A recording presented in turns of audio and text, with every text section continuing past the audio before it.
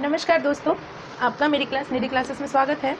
और हम साइटोलॉजी पढ़ रहे थे, कोशिका विज्ञान, जिसमें हमने कोशिका विभाजन को अच्छी तरह से पढ़ लिया था और हम इसी क्रम में आगे बढ़ गए थे। हमने आनुवंशिकी पढ़ा था, जिसमें हमने ये जाना था कि आनुवंशिकी का जनक ग्रेगर जॉन मेंडल को माना जाता है और उनके द्वारा मटर के पौधे का चयन क्यों किया गया था और उन्होंने किन प्रभावी लक्षणों, किन 7 जोड़े लक्षण लिए थे, जिनमें प्रथम पीढ़ी में कौन कौन से लक्षण प्रभावी थे, इनके विषय में हमने जाना था। हमने ये जाना था कि उन्होंने 3 निष्कर्ष दिए थे और उनके निष्कर्षों से 3 नियम बने थे जिन पर आनुवंशिकता आधारित है। पहला नियम था प्रभाविता का नियम, दूसरा नियम पृथक्करण का नियम और तीसरा नियम स्वतंत्र व्यूहन का नियम।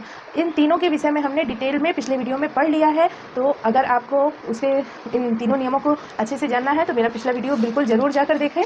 और चैनल पर मेरे आनुवंशिकता की शीर्षक के साथ पढ़ा हुआ है, आप उसे देख सकते हैं।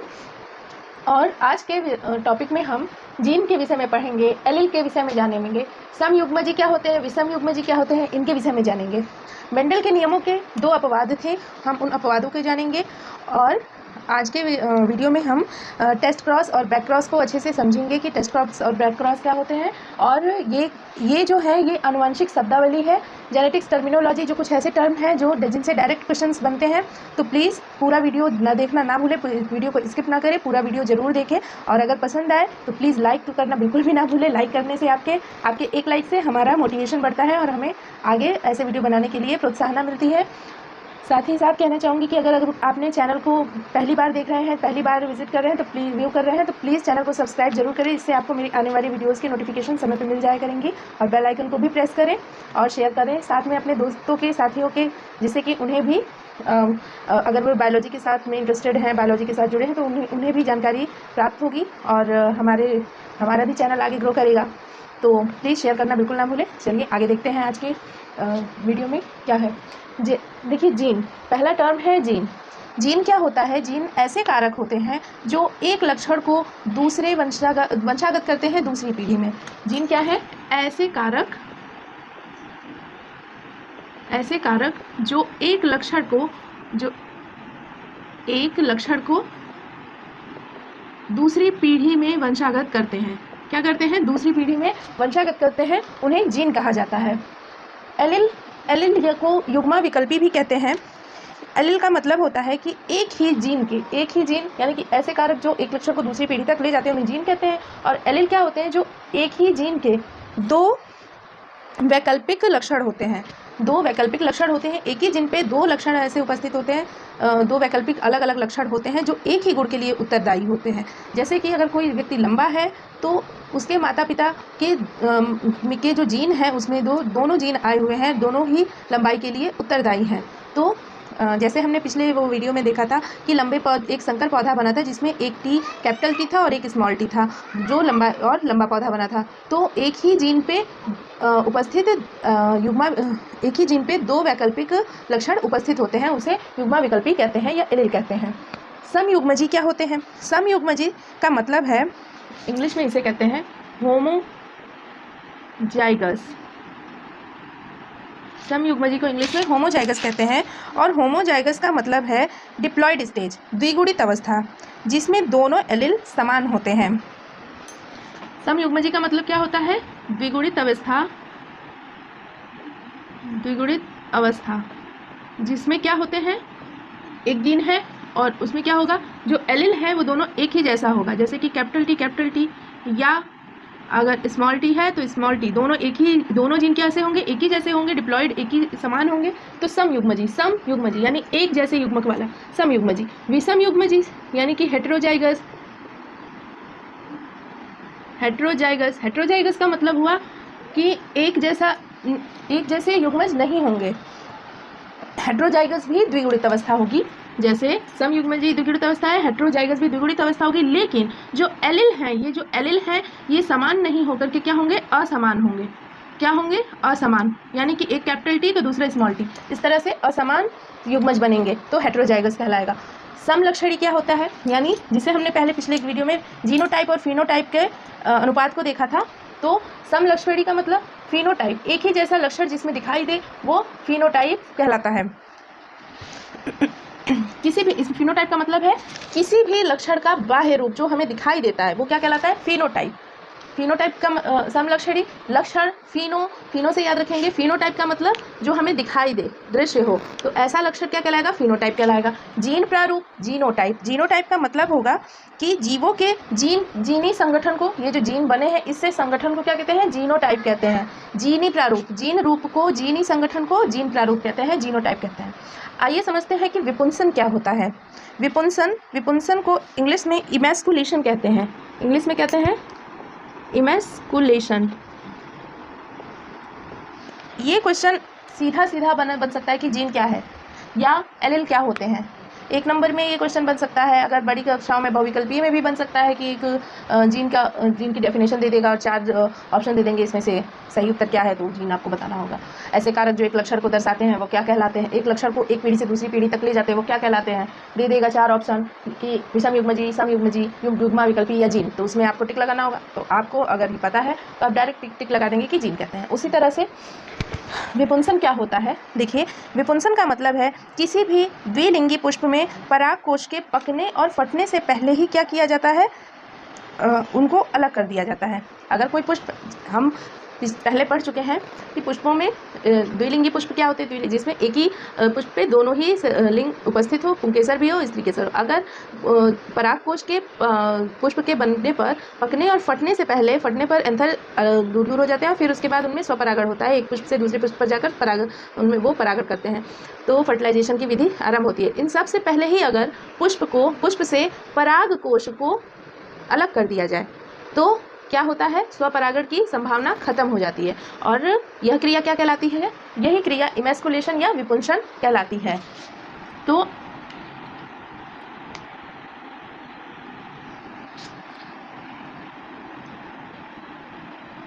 परागकोश के पकने व स्फुटित होने के पहले ही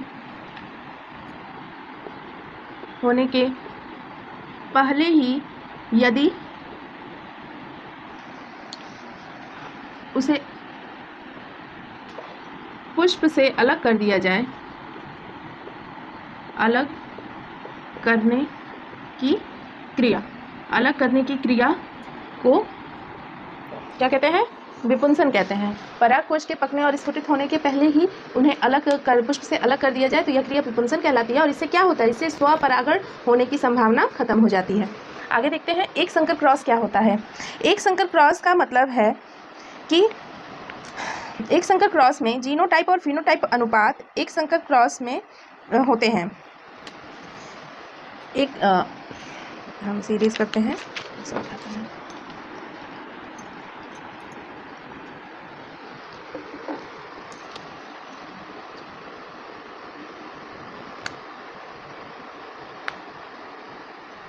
जब हम मोनोहाइब्रिड क्रॉस कराते हैं, यानी कि जब हम अगर एक ही प्लांट के एक ही पीढ़ी के दो संकर प्रजातियों को लेकर के क्रॉस कराया जाता है तो उसे मोनोहाइब्रिड क्रॉस कहते हैं।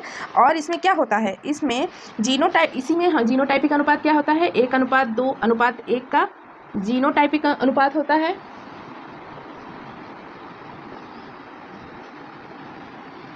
और फिनोटाइपिक अनुपात 3:1 का फिनोटाइपिक अनुपात होता है। या मेंडल की लैंग्वेज में कहें अगर तो F1 पीढ़ी का जब हम संकरण कराते हैं, क्रॉस कराते हैं, तो हमें जो अनुपात प्राप्त होता है उसे ही एक संकर क्रॉस कहते हैं। अब द्विसंकर क्रॉस क्या होता है? द्विसंकर क्रॉस में जब दो जोड़ी लक्षण लेकर के 2 पौधों में संकर कराया जाता है। इसमें तो एक ही लक्षण लिया था, इसमें क्या होता है? 2 जोड़ी लक्षण लेते हैं। क्या करते हैं? 2 जोड़ी लक्षण के साथ जब क्रॉस कराते हैं, जब 2 जोड़ी लक्षण के साथ क्रॉस कराया जाता है तो पौधों में संकरण कराते हैं। जब क्रॉस कराते हैं तो पौधे में जो संकरण की प्रक्रिया होती है उसे क्या कहा जाता है? द्विसंकर क्रॉस कहते हैं। इसे इंग्लिश में डाई हाइब्रिड क्रॉस कहा जाता है। तो कहने का मतलब है कि जब F1 पीढ़ी का एक ही लक्षण के एक ही लक्षण के दो अलग अलग जीन को साथ लेकर क्रॉस कराते हैं तो जीनोटाइपिक अनुपात ये प्राप्त होता है हमें। और एक ही लक्षण के जब क्रॉस होता है तो उसे एक संकर क्रॉस कहते हैं। डाई हाइब्रिड का मतलब दो जोड़ी लक्षण लेते हैं, यानी कि अलग अलग लक्षणों वाले दो जोड़ी पौधे लेते हैं और उनका जब क्रॉस कराते हैं तो डाई हाइब्रिड क्रॉस होता है। और इस क्रॉस में ही क्या होता है, हमने पिछले वीडियो में पढ़ा था, ये तो F1 पीढ़ी में था, ये पृथक्करण के नियम को फॉलो करता है। और द्विसंकर क्रॉस क्या करता है, स्वतंत्र अपव्यूहन को, जिसे हमने पिछले वीडियो में पढ़ा था, स्वतंत्र अपव्यूहन के नियम को ये फॉलो करता है। तो स्वतंत्र अपव्यूहन होने के कारण इसमें क्या होता है, F2 पीढ़ी में क्या हो जाता है, फिनोटाइपिक अनुपात 9:3:1 का अनुपात प्राप्त होता है। ये क्या है, फिनोटाइपिक अनुपात है। ये फिनोटाइपिक अनुपात हमें हाइब्रिड क्रॉस में 9:3:1 का प्राप्त होता है। तो हमने जीन, एलील, समयुग्मजी, विषमयुग्मजी, समलक्षणी, फिनोटाइपिक, जीनोटाइप, विपुंसन और एक संकर क्रॉस और दो द्विसंकर क्रॉस को जान लिया है। अब हम आगे देखते हैं।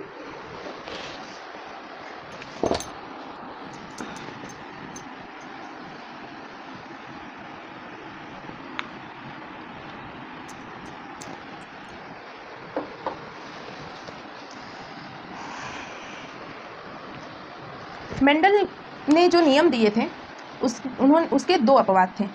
पहला अपवाद था अपूर्ण प्रभाविता। ये भी जेनेटिक टर्मिनोलॉजी में भी आता है, क्योंकि कभी इससे भी डायरेक्ट क्वेश्चन बनते हैं। अपूर्ण प्रभाविता क्या है, ये मेंडल नियम का एक अपवाद है। अपूर्ण प्रभाविता में क्या होता है, जब एक प्रभावी लक्षण अप्रभावी लक्षण को पूरी तरह दबा नहीं पाता है और एक नया लक्षण उत्पन्न होता है तो उसे अपूर्ण प्रभाविता का लक्षण कहते हैं। और जैसे कि अगर एक लाल फूल और एक सफ़ेद फूल का संकर कराया जाता है तो एक लाल फूल होता है, जैसे हमने अभी देखा 1:2:1 का फिनोटाइप प्राप्त हुआ, तो एक लाल पुष्प होगा, एक सफ़ेद होगा और दो क्या होंगे, पिंक कलर के गुलाबी पुष्प होंगे। क्यों ऐसा होगा, यही अपूर्ण प्रभाविता का नियम है, क्योंकि वो पूरी तरह से सफ़ेद वाले ने लाल वाले लक्षण को नहीं दबा पाया, ना ही लाल वाले ने सफ़ेद वाले लक्षण को पूरी तरह दबा पाया। तो क्या हुआ, एक नया लक्षण, गुलाबी लक्षण उत्पन्न हो गया। ऐसा क्यों हुआ, अपूर्ण प्रभाविता के कारण ही ऐसा संभव हुआ। कुछ पेड़ पौधों व जंतुओं में F1 पीढ़ी में कोई भी लक्षण पूर्णतः प्रभावी नहीं होता है, अतः मध्यवर्ती होता है और इसे ही क्या कहते हैं, अपूर्ण प्रभाविता का नियम कहते हैं। अपूर्ण प्रभाविता को किसने सबसे पहले देखा था, अपूर्ण प्रभाविता को कोलेरेंस ने, एक पौधा होता है गुलाबांस,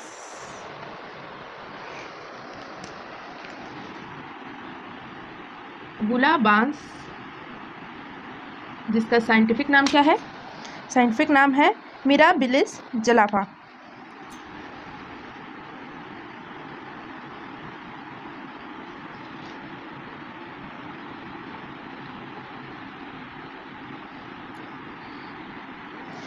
मिराबिलिस जलाफा गुलाबांस में इन्होंने क्या देखा था कि लाल फूल के वाले पौधे को सफ़ेद फूल वाले पौधे से क्रॉस कराया। एक लाल फूल वाला पौधा था और एक सफ़ेद फूल वाला पौधा था, इसे आर से लिखते हैं, ठीक, ये लाल ये सफ़ेद। और उन्होंने क्या कराया, दोनों को क्रॉस कराया। क्रॉस कराने पे क्या मिला, इसका एक आर और इसका एक आर, यानी कि ये जो पौधा हुआ, ये जो पुष्प हुआ, ये कैसा निकला, ये गुलाबी निकला। इसमें लाल भी था, सफ़ेद भी था, इसलिए ये गुलाबी हो गया। फिर जब गुलाबी पुष्प का उन्होंने स्वपरागण कराया,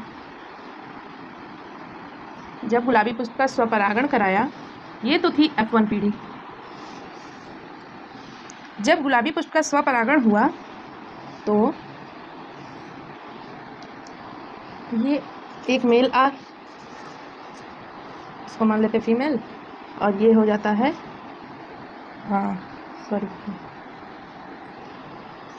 फीमेल के 2 जीन और मेल का 2 जीन, ये यहाँ पे लिख लेते हैं, ये हो गया मेल का। एक तो निकला ये आर, यानी कि ये लाल, ये आर और ये आर, ये हो गया गुलाबी। फिर ये आर, ये हो गया गुलाबी, और ये आर और ये आर मिलकर के क्या बनाएंगे, सफ़ेद। तो देखिए यहाँ पर अनुपात क्या प्राप्त हुआ, 1:2:1, एक लाल एक सफ़ेद, एक लाल एक सफ़ेद और 2 गुलाबी। तो ये अनुपात प्राप्त हुआ और जो लाल और सफ़ेद रंग के लक्षण थे वो इस गुलाबी लक्षण को नहीं दबा पाए। ना ही लाल पूरी तरह सफ़ेद को दबा पाया, ना सफ़ेद लाल को दबा पाया और एक नया लक्षण उत्पन्न हुआ, गुलाबी। यही क्या कहलाता है, अपूर्ण प्रभाविता कहलाती है। जब एक पीढ़ी में क्या होता है, जब एक पीढ़ी के प्रभावी लक्षण जब प्रभावी लक्षण एक अप्रभावी लक्षण को पूरी तरह नहीं दबा पाता है तो क्या होता है, अपूर्ण प्रभाविता होती है और एक नए लक्षण की उत्पत्ति होती है। यही है अपूर्ण प्रभाविता। इसे कोलेरेंस ने देखा था, किसमें, गुलाबास के पौधे में, जिसका नाम है, साइंटिफिक नाम है मिराबिलिस जलापा। ये मेंडल के नियम का पहला अपवाद था। अब आइए देखते हैं मेंडल के नियम का दूसरा अपवाद क्या था। मेंडल के नियम में दूसरा अपवाद था सहप्रभाविता। क्या था, एक तो अपूर्ण प्रभाविता थी, एक थी सहप्रभाविता। देखिए अपूर्ण प्रभाविता को इनकम्प्लीट और प्रभाविता यानी डोमिनेंस, सहप्रभाविता को सह के लिए को और प्रभाविता के लिए डोमिनेंस, को डोमिनेंस। इसमें क्या होता है, दोनों ही जनकों के लक्षण पृथक रूप से F1 पीढ़ी में प्रकट होते हैं। यदि एक लाल रंग के पशु को एक श्वेत रंग के पशु से क्रॉस कराया जाता है तो F1 पीढ़ी चितकबरी होती है। कैसे, सहप्रभाविता क्या होती है, जब दो अलग अलग भिन्न लक्षण वाले, जब दो क्या होते हैं, भिन्न लक्षणों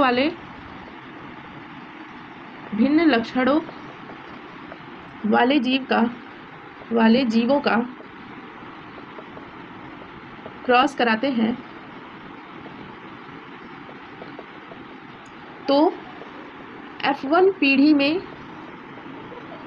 पीढ़ी में दोनों ही जीवों के लक्षण क्या होंगे, उपस्थित होंगे। दोनों पैतृक या जनक, दोनों ही जनक के लक्षणों उपस्थित होंगे और यही क्या कहलाएगा, यही सहप्रभाविता कहलाती है। जब दो अलग अलग लक्षण वाले जीवों का आपस में क्रॉस कराते हैं तो जैसे अपूर्ण प्रभाविता थी कि एक भिन्न लक्षण उत्पन्न हुआ, उसी तरह से उसी पीढ़ी में F1 पीढ़ी में ही दोनों ही पैतृक लक्षण भी उपस्थित होंगे और इसे कहा जाएगा सहप्रभाविता। जैसे एक लाल रंग का पशु है और एक सफ़ेद रंग का पशु है, लाल रंग का पशु है और एक सफ़ेद रंग का पशु है, एक ही प्रजाति के हैं, एक गाय है, लाल रंग की गाय है और सफ़ेद रंग का सांड है, तो CR लाल, ठीक, क्योंकि इसे इरेज करते हैं और ऊपर समझाते हैं बड़े में, या कुत्ता ले लेते हैं, गाय लेते हैं, कुछ भी अपने मन से इमेजिन कर लीजिए कि एक लाल रंग, एक सफ़ेद रंग,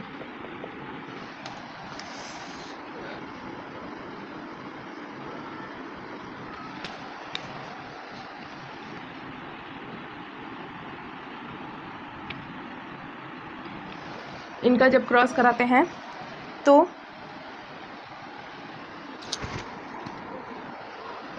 क्रॉस कराने से, जैसे लाल पुष्प और सफ़ेद पुष्प का क्रॉस कराने से गुलाबी पुष्प हुआ, उसी तरह से जब इन्हें हम क्रॉस कराएंगे तो क्या होगा, एक R और वाइट यानी कि चितकबरा होगा, एक चितकबरा, इनकी संतान चितकबरी होगी। और फिर जब चितकबरे संतान की, तो दोनों के लक्षण उपस्थित हैं, लाल भी है सफ़ेद भी है। फिर जब इसी पीढ़ी के दो जीव यानी कि CR चितकबरे और दो चितकबरे लोगों का क्रॉस कराते हैं, जीवों का क्रॉस आपस में कराते हैं, तो क्या होगा, CR यानी कि पूरी लाल, एक लाल गाय,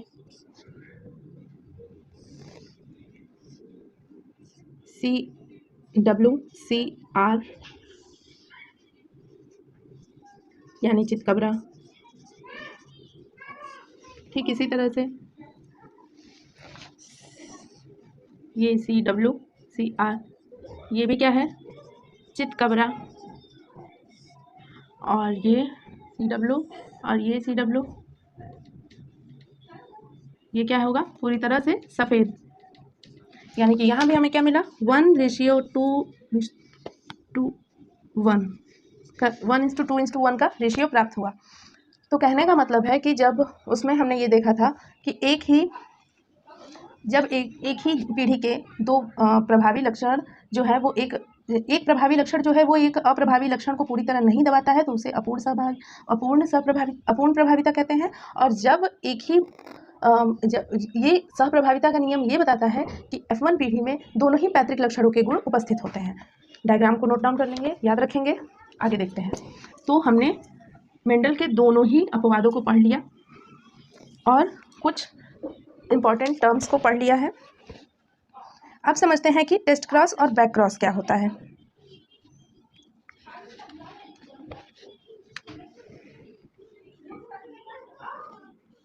बैक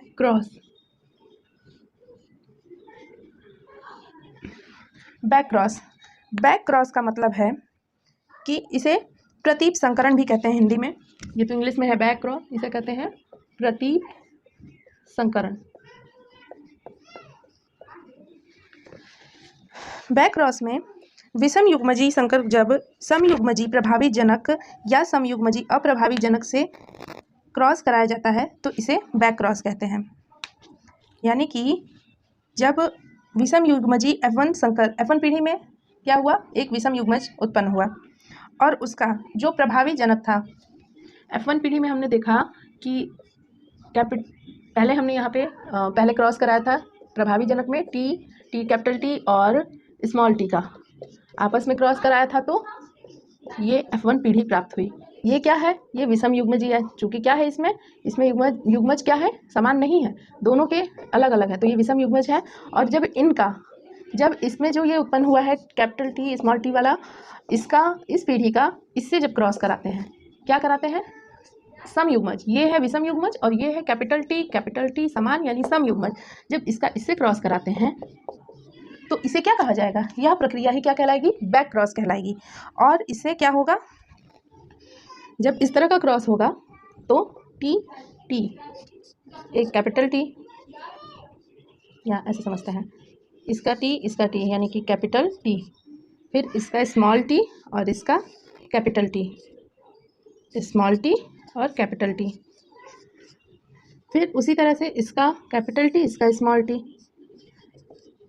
और इसका कैपिटल T, इसका कैपिटल T।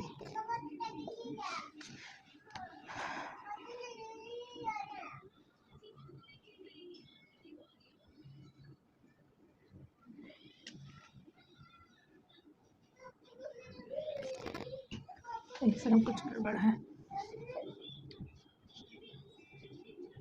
यहाँ पर, कैपिटल T स्मॉल t प्राप्त हुआ।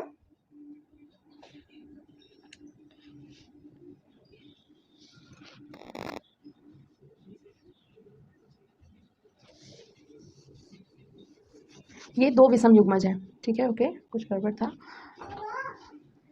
एक विषम युग्मज है और एक समयुग्मज है। इसका जब प्रभावी जनक है जो कि लंबा है, तो इससे जब क्रॉस कराए तो इसे बैक क्रॉस कहते हैं।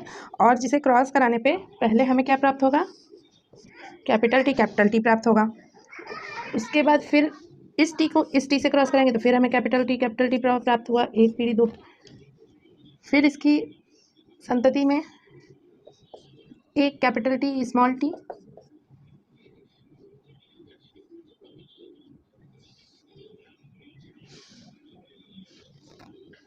और एक और कैपिटल T स्मॉल t। यानी कि हमें दो बराबर क्या हुए, दो बराबर लक्षणों वाले जीन उत्पन्न हुए संतानें जिनमें पैतृक गुण उपस्थित हैं। एक कैपिटल T, दो कैपिटल T और दो स्मॉल t और कैपिटल T वाला लक्षण वाले संतानें उत्पन्न हुई।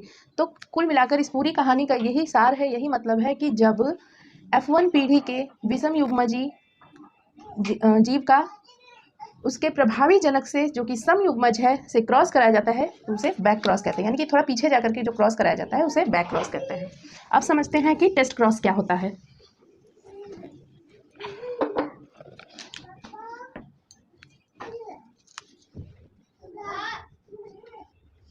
Test cross. टेस्ट क्रॉस को टेस्ट मतलब परीक्षा, परीक्षा के अर्थ में जो लिया जाता है उसे परीक्षार्थ। परीक्षा का क्रॉस, परीक्षार्थ संकरण। क्रॉस मतलब संकरण। परीक्षार्थ संकरण जो कराया जाता है उसे टेस्ट क्रॉस कहते हैं। इसमें क्या होता है, जब विषम युग्मजी संकर का समयुग्मजी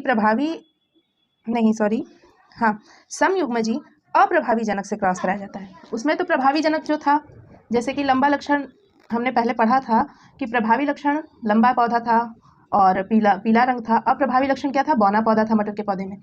तो उसी तरह से जब यहाँ पर हमने लंबे लक्षण को लिया जो कि प्रभावी था, तो प्रभावी जनक से जब कराया जाएगा तो वो बैक क्रॉस होगा। लेकिन जब सारी प्रोसेस वही होगी, लेकिन अप्रभावी जनक से जब क्रॉस कराया जाएगा तो परीक्षा के लिए कराया जा रहा है ना, कि वो तो प्रभावी था तो इस तरह से हमें प्रभावी लक्षण वाले समान लक्षण वाले जीव प्राप्त हुए।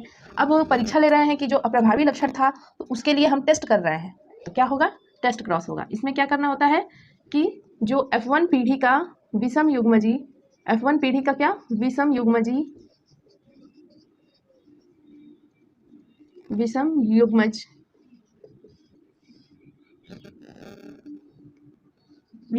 जीन का जो जीव होता है, यानी कि संकर जीव होता है, उसका किससे कराया जाता है, विषम युग्मज जीन वाला जो जीव होता है, संकर जीव प्राप्त होता है जो, उसका क्रॉस किससे कराते हैं, उसका क्रॉस अप्रभावी जनक से कराते हैं। किससे, अप्रभावी जनक। अप्रभावी लक्षण वाला जनक जो होता है, अप्रभावी लक्षण वाले जनक से जब क्रॉस कराते हैं तो इसे क्रॉस को क्या कहते हैं, टेस्ट क्रॉस कहते हैं। अप्रभावी लक्षण वाला जो जनक होता है वो क्या होता है, समयुग्मजी होता है। अप्रभावी लक्षण वाला जनक समयुग्मजी होता है। ये कैसे जानेंगे कि कौन सा अप्रभावी है कौन सा अप्रभावी है, तो जिसकी संख्या, अब जब क्रॉस कराया गया तो जो संतानों में जिस लक्षण की संख्या ज़्यादा है, यानी कि लंबा पौधा ज़्यादा है तो वो प्रभावी है, और बौना पौधा कम है यानी कि वो अप्रभावी है। हमने पिछले वीडियो में ये डिटेल में हमने चर्चा की थी। तो जो अप्रभावी लक्षण है उसके साथ, अप्रभावी लक्षण वाले समयुग्मजी जनक के साथ जो संकर जीव जो कि F1 पीढ़ी में उत्पन्न हुआ है उसका जब क्रॉस कराया जाता है तो वो टेस्ट क्रॉस कहलाता है। तो बच्चों, हमने टेस्ट क्रॉस और बैक क्रॉस को अच्छी तरह से समझ लिया है कि टेस्ट क्रॉस और बैक क्रॉस क्या होता है, और साथ ही हमने अपूर्ण प्रभाविता के नियम और सह अप्रभाविता के नियम को भी जान लिया है अच्छी तरह से। आइए देखते हैं, एक दो टॉपिक और हैं। प्रबल जीन क्या होते हैं, पूरक जीन क्या होते हैं और डुप्लीकेट जीन क्या होते हैं।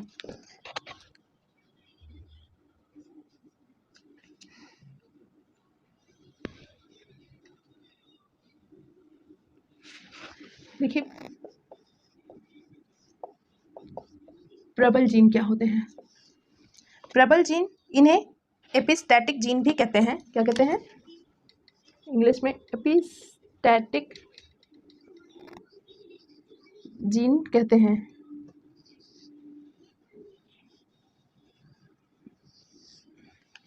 ये क्या होते हैं, प्रबल जीन, ऐसा जीन जो नाम में ही है प्रबल, ऐसा जीन जो दूसरे जीन के प्रभाव को दबा देता है, उसे प्रबल जीन कहते हैं। पूरक जीन, ऐसा जीन, पूरक जीन, इंग्लिश में कॉम्प्लीमेंट्री जीन, कॉम्प्लीमेंट्री जीन। ये क्या होते हैं, इसमें ये क्या करता है, दूसरे के प्रभाव को दबा देता है, जबकि कॉम्प्लीमेंट्री जीन क्या करते हैं, ये एक दूसरे के लिए पूरक होते हैं, यानी कि एक दूसरे के साथ मिलकर के कुछ नया बनाते हैं, कुछ अलग करते हैं, तो इसे कॉम्प्लीमेंट्री जीन।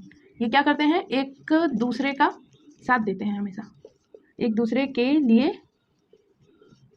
पूरक होते हैं, ना किसी को कोई दबाता है ना कोई किसी से दुश्मनी निकालता है, साथ साथ चलते हैं और कुछ नया करने की सोच रखते हैं, तो उन्हें कॉम्प्लीमेंट्री जीन कहते हैं। जैसे कि पिंक फ्लावर उत्पन्न हुआ। द्विक जीन क्या होते हैं, द्विक जीन, इन्हें डुप्लीकेट जीन कहते हैं, डुप्लीकेट जीन कहते हैं, और ऐसे जीन जो एक समान प्रभाव उत्पन्न करते हैं द्विक जीन कहलाते हैं। ये कैसे जीन होते हैं जिनमें एक ही समान दोनों ही जीनों का प्रभाव होता है। जैसे कि किसी पीढ़ी में हमने लाल लाल फूल 2 लिए और दोनों ही का आपस में क्रॉस कराया, तो दोनों में ही लाल लाल फूल के जीन हैं, तो दोनों ही क्या करेंगे, उस प्रभाव को बढ़ा देते हैं। तो एक दूसरे के डुप्लीकेट हुए, तो इसीलिए डुप्लीकेट नाम दिया गया है, द्विक जीन कहलाया है। और इसमें जो फिनोटाइपिक अनुपात होता है वो 15:1 का होता है। फिनोटाइपिक अनुपात 15:1 का होता है, मतलब 15 फूल क्या होंगे, लाल होंगे, एक कहीं दबा हुआ लक्षण होगा जो कि बाहर निर्गत होगा, तो क्या होगा, एक अदर कलर का फूल उत्पन्न हो सकता है। और जो पूरक जीन होते हैं इसमें फिनोटाइपिक अनुपात 9:7 का होता है। इसमें फिनोटाइपिक अनुपात क्या होता है, 9:7 का होता है। इसमें फिनोटाइपिक अनुपात 9:3:4 का होता है। ये क्या है, ये तीनों के फिनोटाइपिक अनुपात हैं, दृश्य लक्षणों वाले अनुपात हैं। तो प्रबल जीन में ऐसा जीन जो दूसरे के प्रभाव को दबा देता है, इसमें फिनोटाइपिक अनुपात कैसे निकलते हैं, 9:3:4 का निकलता है। पूरक जीन एक दूसरे के लिए पूरक होते हैं और इसमें कैसा जीन अनुपात निकलता है, फिनोटाइपिक अनुपात 9:7 का निकलता है। द्विक जीन एक ही जैसे होते हैं, एक ही जैसे लक्षण प्रदर्शित करते हैं, इसीलिए इसमें फिनोटाइपिक अनुपात 15:1 का होता है। एलिल जो होते हैं, एलिल शब्द का प्रयोग सबसे पहले बैटसन एवं सैंडर्स नाम के वैज्ञानिक ने किया था 1902 में। तो बच्चों आज की क्लास में हमने जेनेटिक्स के कुछ टर्म्स को जाना जो कि इम्पॉर्टेंट है, जिसमें जीन था, एलिल था, समयुग्मजी, विषम युग्मजी और test crop, back cross, gene प्रारूप, जीनोटाइप, फिनोटाइप और मेंडल के नियम के अपवाद, अपूर्ण प्रभाविता के नियम को और सह प्रभाविता के नियम को हमने डिटेल में पढ़ लिया है। आगे के वीडियो में हम सहलग्नता को पढ़ेंगे। लिंकेज क्या होता है, सहलग्नता क्या होती है, देखते हैं। सहलग्नता जो होती है वो एक ही गुणसूत्र के सभी जीव एक ही युग्मक में जाने का प्रयत्न करते हैं, इसे ही सहलग्नता कहते हैं। और सहलग्नता का जो गुणसूत्रीय सिद्धांत था उसे मॉर्गन नाम के वैज्ञानिक ने दिया था। तो आगे की वीडियो में हम सहलग्नता और उत्परिवर्तन को जानेंगे, म्यूटेशन को जानेंगे, जो जीनी इंजीनियरिंग में बहुत ही इम्पॉर्टेंट है ये टॉपिक, और हमेशा इसे 1 या 2 नंबर के प्रश्न बनते हैं। तो आई होप आपको आज का मेरा ये वीडियो पसंद आया होगा, और अगर आपको मेरा वीडियो पसंद आया है तो प्लीज़ लाइक करना बिल्कुल ना भूलें और शेयर अपने साथियों के साथ ज़रूर करें। और चैनल को सब्सक्राइब नहीं किया है तो उसे सब्सक्राइब जरूर करें। अगर आपको वीडियो से रिलेटेड कोई भी प्रश्न आज के टॉपिक से रिलेटेड है तो उसे कमेंट में ज़रूर बताएं और अपना फीडबैक कमेंट में ज़रूर दें। Thanks for watching. आज के लिए बस इतना ही। Thank you.